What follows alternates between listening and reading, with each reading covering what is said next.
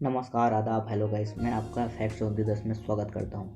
IRCTC, आप सभी ने कभी ना कभी IRCTC के बारे में सुना ही होगा। IRCTC का फुल फॉर्म है Indian railway catering and tourism corporation और हिंदी में इसे भारतीय रेलवे खानपान एवं पर्यटन निगम भी कहा जाता है। 27 सितंबर 1999 को IRCTC इस्टेब्लिश हुआ था और इसे इंडियन गवर्नमेंट ओन करती है। तो अब हम चलते हैं हमारे मेन टॉपिक में कि IRCTC या कहें इंडियन रेलवेज को सबसे ज़्यादा कमाई किससे होती है, पैसेंजर ट्रेन यानी कि यात्री ट्रेन से या गुड्स ट्रेन यानी मालगाड़ी से। ये क्वेश्चन आपके मन में भी कभी ना कभी ज़रूर आया होगा।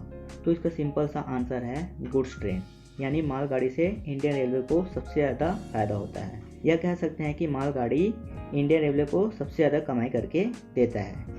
जैसा कि हम सभी जानते हैं कि 2020 और 2021 में कोरोना वायरस इफेक्ट रहा, जिससे ज़्यादातर पैसेंजर ट्रेन नहीं चल पाई और मालगाड़ी पैसेंजर ट्रेन से कहीं ज़्यादा चली।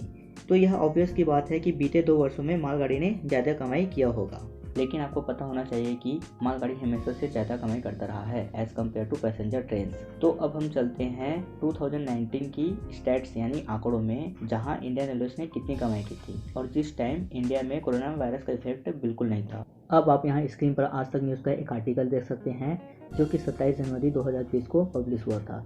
इस आर्टिकल के according RTI means right to information से खुलासा हुआ था कि 2019 में इंडियन रेलवेज को पैसेंजर ट्रेन और गुड्स ट्रेन यानी कि मालगाड़ी से कितनी कमाई हुई थी, जिसे आप फर्दर आर्टिकल में देख सकते हैं। इस आर्टिकल में बताया गया है कि न्यूज़ एजेंसी PTI के मुताबिक 2019-20 की पहली तिमाही यानी फर्स्ट क्वार्टर ईयर अप्रैल जून में इंडियन रेलवेज को पैसेंजर ट्रेन से 13,398 करोड़ की कमाई हुई थी, जबकि जुलाई सितंबर वाले सेकेंड क्वार्टर में 13,243 करोड़ की आई हुई थी, जबकि थर्ड क्वार्टर अक्टूबर दिसंबर में 12,844 करोड़ की कमाई पैसेंजर ट्रेनें की थी। और उधर माल ढुलाई से होने वाली आय के मामले में यानी कि मालगाड़ी की फर्स्ट क्वार्टर में 29,066 करोड़ की कमाई हुई थी, जबकि सेकंड क्वार्टर में 25,165 करोड़ की आय हुई थी और थर्ड क्वार्टर में 28,032 करोड़ की आय हुई थी।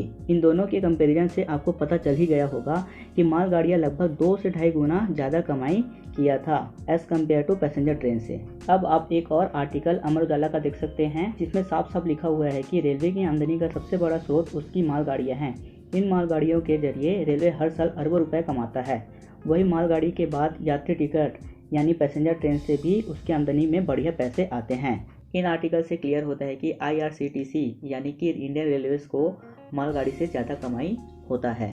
तो अब आप सोच रहे होंगे कि इंडिया में एक दिन में लाखों करोड़ों लोग ट्रेन में सफ़र करते हैं, फिर भी मालगाड़ी कैसे ज़्यादा कमाई करके देता है। इसका मेन रीज़न है कि ये मालगाड़ियाँ बड़े बड़े प्लांट्स, फैक्ट्रीज और इंडस्ट्रियल एरियाज में जाते हैं, जहां कोल्स, पेट्रोल, डीजल और अदर रॉ मटेरियल की रिक्वायरमेंट होती है, जिसे बड़े बड़े प्लांट्स और इंडस्ट्रियलिस्ट इसके लिए काफ़ी मोटी रकम चुकाते हैं।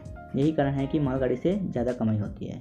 Thanks for watching. I hope you have enjoyed this video. अगर आपको वीडियो अच्छी लगी होगी तो लाइक, कमेंट और सब्सक्राइब जरूर करें और अपने फ्रेंड्स के साथ शेयर जरूर करें। Keep watching, keep smiling.